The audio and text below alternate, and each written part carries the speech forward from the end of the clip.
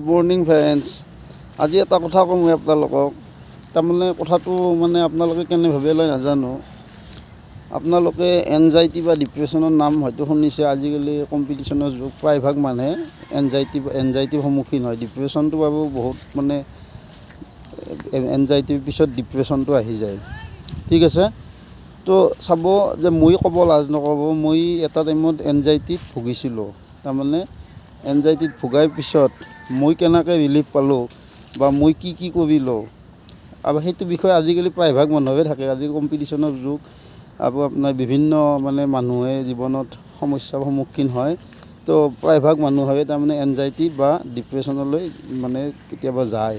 কিন্তু ডিপ্ৰেশ্যন কেন বি কিউৰ, অৰ্থাৎ ডিপ্ৰেশ্যনটো ভাল কৰিব পাৰি। এনজাইটি অলছ' কেন বি কিউৰ, এনজাইটিও ভাল কৰিব পাৰি। কিন্তু তাৰ কাৰণে আপুনি নিজে অলপ মানে চেষ্টা কৰিব লাগিব।